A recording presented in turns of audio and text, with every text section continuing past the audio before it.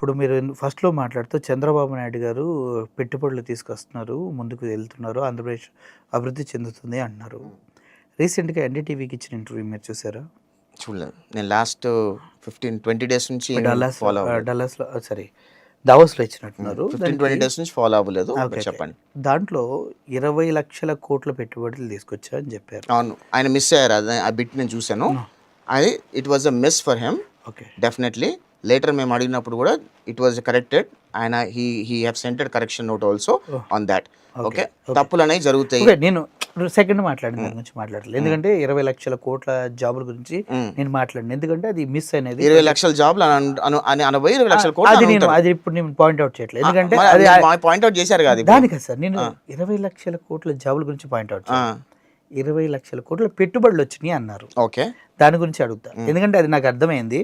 ఆయన దీన్ని కంపేర్ చేస్తూ జాబులు యాడ్ చేశారు. మనిషి అన్నాక తప్పులు దొరుకుతూ ఉంటాయండి. డెఫినెట్ గా దాన్ని నేను ఎప్పుడు దాన్ని పాయింట్ అవుట్ చేయలేదు. ఇప్పుడు 20,00,000 కోట్ల పెట్టుబడులు నిజంగానే ఆంధ్రప్రదేశ్కి వచ్చాయా? నేను అదే చెప్తున్నానండి. 20 లక్షల ఉద్యోగాలు అనబోయి 20 లక్షల కోట్ల పెట్టుబడులు అనున్నారు ఆయన. Okay okay okay okay. First there is definitely మనం హ్యూమన్ టెండెన్సీలో ఒక మాట దొర్లుతాం. ఓకే. జగన్మోహన్ రెడ్డి ఎన్ని మాటలు దొరికినా సరే ఏమనకూడదు, ఏం ట్రోల్ చేయకూడదు. కానీ చంద్రబాబు నాయుడు గారు ఒక మాట అనగానే దాన్ని ట్రోల్ చేస్తూ ఉంటారు. నేను అదే చెప్తున్నా. నేను అంటుంది ఏంటంటే ఆంధ్రప్రదేశ్ రాష్ట్రానికి ప్రపంచ స్థాయి పెట్టుబడులు తీసుకురావడానికి కృషి చేస్తున్నారు. ఓకే. చంద్రబాబు నాయుడు గారికి ఒక బ్రాండ్ ఉందని మీరు నమ్ముతూ? 100% నమ్ముతా. ఉందా? 100% నమ్ముతా. ఇప్పుడు అంత బ్రాండ్ ఉన్నప్పుడు చంద్రబాబు నాయుడు గారు బ్రాండ్ని చూసి రావాలి. కానీ స్థలాలు తక్కువకి ఇస్తున్నా అంటే గూగుల్ రావటం, స్థలాలు తక్కువకి ఇస్తున్నా అంటే ఊరు పేరుని ఉర్సా క్లస్టర్స్కి ఇవ్వటం, లేదంటే ఎక్కడో బిజినెస్ చేసుకొని, మీకు అందరికీ తెలుసు ఇప్పుడు మనం మాల్స్లోకి వెళ్తాం. మాల్స్ అనే ప్రైవేట్ మాల్స్ ఉంటాయి. లూలు అనే ఒక మాల్కి స్థలాలు ఇవ్వటం, ఇవన్నీ చూస్తున్నప్పుడు చంద్రబాబు నాయుడుకి బ్రాండ్ లేదు, కేవలం స్థలాలు ఊరికి ఇచ్చినందుకు వస్తున్నారు అంటున్నారు. దానిపైన మీరు? నేను అంటుంది ఏంటంటే ఒక సీఈఓకి కానీ ఒక రాష్ట్ర ముఖ్యమంత్రికి కానీ ఒక విజన్ ఉంటుంది. రాష్ట్రాన్ని ఏ రకంగా తీసుకెళ్ళాలి, కంపెనీ ఏ రకంగా డెవలప్ చేయాలని ఒక విజన్ ఉంటుంది. ఓకే. ఆ విజన్లో పదిన ఈరోజు నా రాష్ట్రానికి 10,000 ఉద్యోగాలు, లేదంటే 200 ఉద్యోగాలు, 100, 200, 500, 1000, 10,000, 5,000 తీసుకోండి. కేటగిరీస్ ఉన్నాయి. దానిలో కూడా ఏపీఐఎస్సీలో కేటగిరీస్ ఉన్నాయి. ఎంత ఉద్యోగాలు ఇస్తే దాని తగ్గట్ట భూములు ఈరోజు రాష్ట్ర ప్రభుత్వం ఇవ్వడంలో తప్పేముంది అని అడుగుతున్నా. First point. Let me complete. First point, పెట్టుబడిదారులకి భూములు ఇవ్వడంలో తప్పేముంది. First point. సెకండ్ పాయింట్, వాళ్ళు రాష్ట్రంలో పెట్టుబడులు పెట్టి మన రాష్ట్రంలో నిరుద్యోగ ఉపాధి కల్పిస్తూ మన రాష్ట్రానికి ట్యాక్స్ కడుతుంటే అలా భూములు రూపాయికి ఇవ్వడానికి ప్రాబ్లం ఏంటి? లూలు మాల్కి ఎందుకు ఇవ్వాలి sir? Of course they are generating a revenue on it. They will pay taxes for it. ఏం జనరేట్ చేస్తారు సార్? ఎంప్లాయ్మెంట్ జనరేట్ చేస్తారు.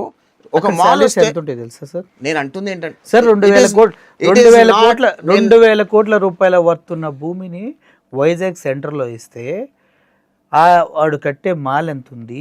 2 లక్షల కోట్ల రూపాయలకి లేపాక్షి భూములు కట్టబెట్టినప్పుడు ప్రశ్నించలేదు ఎందుకు? ఎవరిని? జగన్మోహన్ రెడ్డి, వైఎస్ రాజశేఖర రెడ్డిని.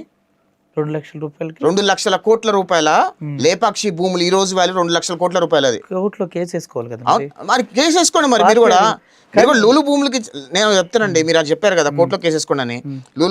లూలు గ్రూప్ కి ఇన్వెస్టర్స్ కి మేము భూములు ఇచ్చాము, కేసు వేసుకోండి కోర్టులో. కేసు వేసుకోండి. ఆఖరికి నేను చెప్తా, ఉర్సాది కూడా మాట్లాడదాం. గూగుల్కి రూపాయికే భూములు ఇస్తున్నాము అని వచ్చినప్పుడు వైఎస్ఆర్ కాంగ్రెస్ పార్టీ వాళ్ళు కోర్టులో కేసు వేస్తే హైకోర్టు చివాట్లు పెట్టింది. మీకెందుకు ఇదంతా? భూమి రాష్ట్రంలో పెట్టుబడులు వస్తున్నాయి, వాళ్ళు ఇంత ఎంప్లాయ్మెంట్ కల్పిస్తున్నారు, రాష్ట్ర ప్రభుత్వం ఇష్టము, రాష్ట్ర ప్రభుత్వానికి అథారిటీ ఉంది, దే కెన్ డూ ఎనీథింగ్ అని చెప్పి చివాట్లు పెడితే విత్డ్రా చేసుకున్నారు కేసులు వైఎస్ఆర్ కాంగ్రెస్ పార్టీ విషయంలో జరిగి ఉండొచ్చు. నేను అంటుంది గూగుల్ కానివ్వండి, టీసీఎస్ కానివ్వండి, కాగ్నిజెంట్ కానివ్వండి. ఓకే. ఏ ఊరు పేరు లేని కంపెనీలు కాదు. ఉర్సా ఏంటి టీసీఎస్ ఊరు పేరు లేని గురించి మాట్లాడతాను. నేను టీసీఎస్ గురించి చెప్తున్నా. నేను అదే చెప్తున్నా.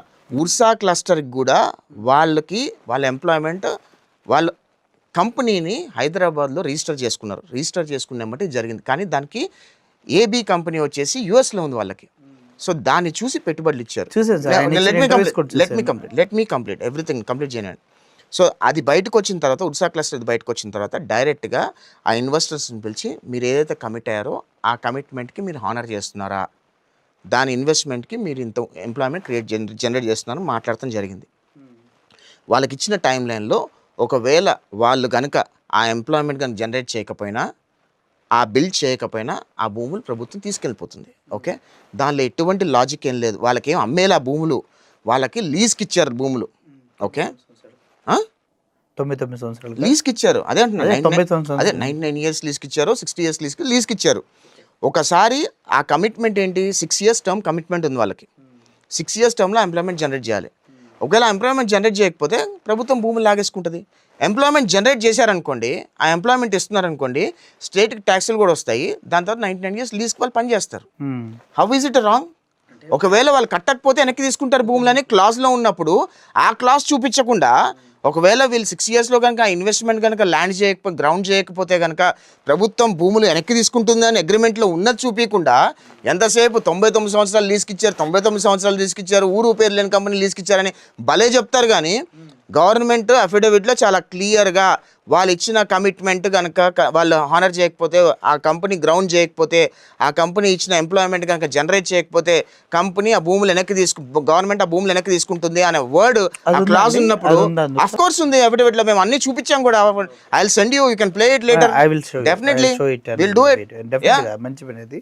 ఇప్పుడు మీరు ఇందాక మాట్లాడుతూ అమరావతి డెవలప్ అవుతుంది, అమరావతిని అద్భుతంగా తీసుకెళ్తున్నారు అని చెప్పారు రాజధానికి. నిజంగానే ప్రతి వర్షాకాలం అయిన తర్వాత చెట్లు కొట్టుకొని వాటర్ బయటికి పంప్ చేస్తూ కొన్ని కోట్ల రూపాయలు వేస్ట్ చేస్తున్నారు అనేది తెలుస్తుంది. దానిపైన మీరు జగన్మోహన్ రెడ్డి కొంప ఎక్కడ ఉంది? ఎక్కడ తాడేపల్లి ఎక్కడ ఉంది? ఎక్కడుందండి తాడేపల్లి? జగన్మోహన్ రెడ్డి బోట్లు వేసుకుని తిరుగుతున్నాడు ఏమన్నా బయటకు వచ్చినప్పుడు? ఏదో ఒక దగ్గర, ఒక గుంట దగ్గర నీళ్లు పడితే దాన్ని చూపించేసి నానా యాగి చేసే ప్రయత్నం చేశారు. ఆఖరికి ఒక్క నిమిషం, సచివాలయం రోడ్ల దగ్గర గుంటలు ఉంటాయండి. డెఫినెట్లీ తీశారు కదా, రోడ్లు వేయలేదు కదా, పూర్తి చేయలేదు కదా.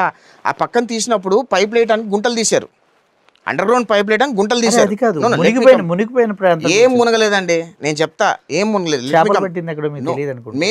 మేమే చెప్పామండి చేపలు పడుతున్నా అని చెప్పి, నా వీడియోలో చూసి ఉంటారు మీరు. అది రోడ్డు మీద గుంట, స్టిల్ ఆన్ ఇన్స్టాగ్రామ్ మీరు చూడండి. మేము అది మేముగా చేసాము, అది జస్ట్ మేము.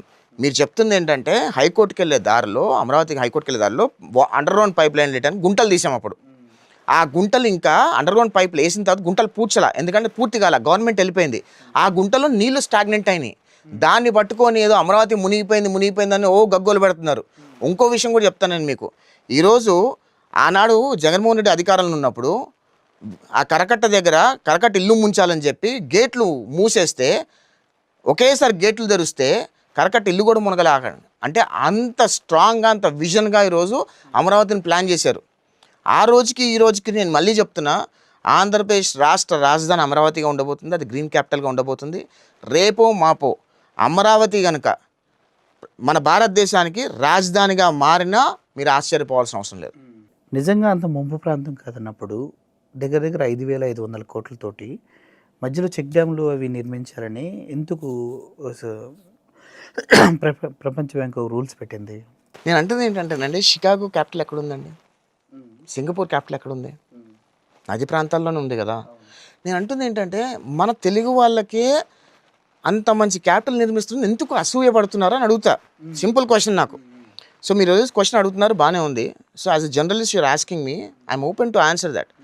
బట్ ఈరోజు ప్రపంచ స్థాయి రాజధాని కట్టాలి, ఒక గ్రీన్ క్యాపిటల్ కట్టాలి అనుకొని సంకల్పించి దానికి ఉన్న అడ్డంకులన్నీ తొలగించుకుంటూ వస్తుంటే దానిలో ప్రాబ్లం ఏంటి అని అడుగుతున్నాను. What is that problem? Problem ఏం లేదు సార్. ఇప్పుడు ప్రాబ్లం ఏం లేదు, డిస్కషన్ ఎందుకు? ఫస్ట్ మనకి కావాల్సింది ఏంటి సార్? 33,000 ఎకరాలు అన్నారు, దాన్ని 55,000 ఎకరాలు గవర్నమెంట్ భూమి కలుపుకొని అయింది. మళ్ళీ ఇంకొక 40,000 ఎకరాలు కావాలంటున్నారు. 1,00,000 ఎకరాల్లో డెవలప్ చేద్దాం అంటున్నారు. చంద్రబాబు నాయుడు ఇంటికి తీసుకెళ్తున్నారు 1,00,000 ఎకరాలు? లేదు, నేను చెప్పేది వినండి. 1,00,000 ఎకరాల్లో డెవలప్ చేద్దాం అంటున్నారు. ఎంత పెట్టుబడి కావాలి? సెల్ఫ్ సస్టైన్డ్, గా తను నిర్మించుకుంటుంది అమరావతి అన్న. ఇప్పటివరకు దగ్గర 35,000 కోట్లు మన కన్స్ట్రక్షన్స్కి కానీ, చెట్లు కొట్టేయడానికి కానీ, వాటర్ పంపింగ్ కానీ వాడారు.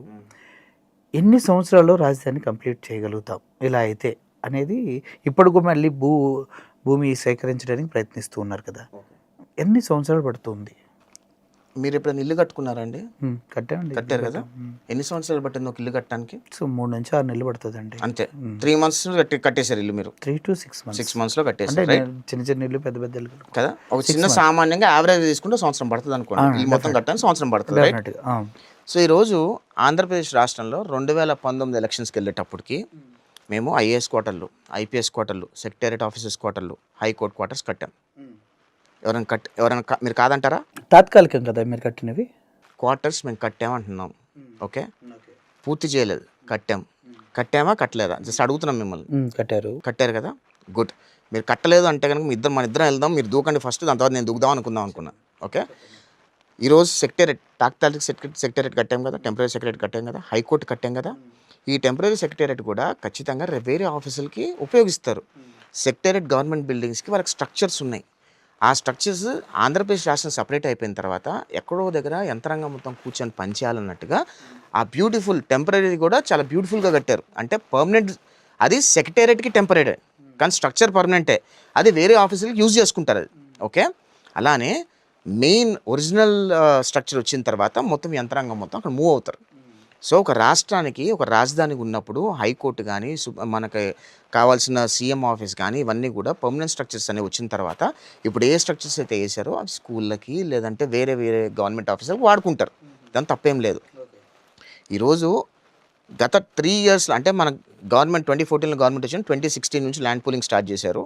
ల్యాండ్ పూలింగ్ స్టార్ట్ చేసి 3 yearsలోనే ఆ కొలికి తీసుకొచ్చారు. అంటే రోడ్లు వేయటం కానివ్వండి, ఒక చదువును చేయటం కానివ్వండి, ఆ బిల్డింగ్లు కట్టంగా, హైకోర్టు ఇవన్నీ కట్టంగానే కొలికి తీసుకొచ్చారు. 2019లో గవర్నమెంట్ పోయిన తర్వాత జగన్మోహన్ రెడ్డి వచ్చిందో జగన్మోహన్ రెడ్డి ఏం చేసి ఉండాలి? ఆ క్యాపిటల్ని కంటిన్యూ చేసి ఉండాలి. కంటిన్యూ చేయకుండా ఆ క్యాపిటల్ని టోటల్గా చంపేసేసి ఎలక్షన్కి వెళ్ళే ముందు రైతులకి ఏం చెప్పాడు? నేను రెసిడెన్షియల్లో మీకు 200 గజాలు ఎక్కువిస్తా, కమర్షియల్లో 100 గజాలు ఎక్కువిస్తా అని చెప్పి వాళ్ళని మోసం చేసి వాళ్ళతో ఓట్లు వేయించుకున్నారు.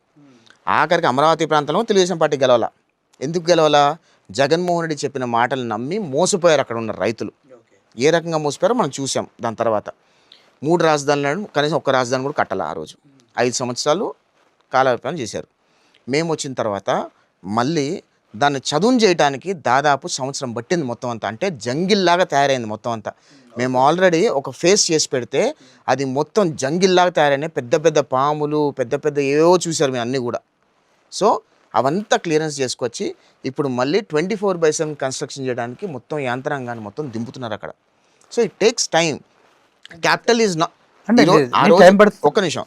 ఆ రోజు సైబరాబాద్లో హైటెక్ సిటీ ఒకటి కట్టగానే మిగతా అన్నీ ఒకదానికి వచ్చి గత 15 to 20 yearsలో ఈరోజు సైబరాబాద్ ఈ రకంగా ఉంది. సో 1 dayలో 1 yearలో 5 yearsలో కాదండి. ఒక్కొక్కటి పునాది వేసుకుంటూ వచ్చి ఒక్కొక్కటి కట్టుకుంటూ వస్తారు. కట్టుకున్న తర్వాత వచ్చిన తర్వాత మిగిలిన భూమి సెల్ఫ్ సస్టైన్, సెల్ఫ్ ఫైనాన్స్డ్ అంటారంటే ఈరోజు హైదరాబాద్లో 1/MSN కంపెనీకి 210 కోట్లకు, if I'm not wrong 160 crores అమ్మారు. హైటెక్ సిటీ పరిధాల్లో 4 ఎకరాలు 5 ఎకరాలు అమ్మారు. అది ప్రభుత్వ భూమే కదా. సో ప్రభుత్వ భూమి ఆ రోజు ఆ చంద్రబాబు నాయుడు గారు సైబరాబాద్ పెట్టిన రోజుల్లో ఆ రోజు ఎకరం విలువ నాకు తెలిసి మ్యాక్సిమం 10 లక్షల కంటే ఎక్కువ ఉండకపోవచ్చు. ఆ రోజుల్లో 10 లక్షల కంటే ఎక్కువ ఉండకపోవచ్చు. ఈరోజు 160 కోట్లకు పలికింది అంటే ప్రభుత్వం భూమి మొత్తం సేకరించి అక్కడ పెడితే ప్రభుత్వమే అమ్ముకుందిగా భూమిని. సో రేపు కూడా అమరావతిలో కూడా ఈ 1,00,000 ఎకరాలు సేకరించిన తర్వాత కూడా ఎయిర్పోర్ట్కి ఇంత కావాల్సి వస్తుంది. మళ్ళీ కొత్త ఇంటర్నేషనల్ ఎయిర్పోర్ట్ కట్టాలనుకుంటున్నారు. విజయవాడ ఎయిర్పోర్ట్ చిన్న ఎయిర్పోర్ట్ అని కాదు, అమరావతిలో కొత్త ఎయిర్పోర్ట్ కట్టాలనుకుంటున్నారు. దానికి అలా అన్ని రకాల సౌకర్యాలు సమకూర్చడానికి ల్యాండ్ పూలింగ్ చేసి మిగిలిన భూమి ప్రభుత్వం దగ్గరే ఉంటుంది తప్పితే వేరే ఎవరి దగ్గరికి వెళ్ళరు. ప్రభుత్వం ఎప్పుడైతే ఇది మొత్తం బిల్డ్ అయిన తర్వాత అవసరాలకు అనుకూలంగా ప్రభుత్వం అమ్ముకుంటూ వచ్చినప్పుడు ప్రభుత్వానికి ఆదాయం కలుగుతుంది. That is self sustain project. Okay. So అన్నీ ఒక ఓవర్ నైట్లో అయిపోవు. ఖచ్చితంగా చంద్రబాబు నాయుడు గారు రేపు ఎలక్షన్స్కి వెళ్ళే టైంకి ఒక కొలికి తీసుకొస్తామని చెప్తున్నారు. పోలవరం పూర్తి చేస్తామని చెప్తున్నారు. ఖచ్చితంగా దాని మీద ఉంటాం మేము. We will honour that.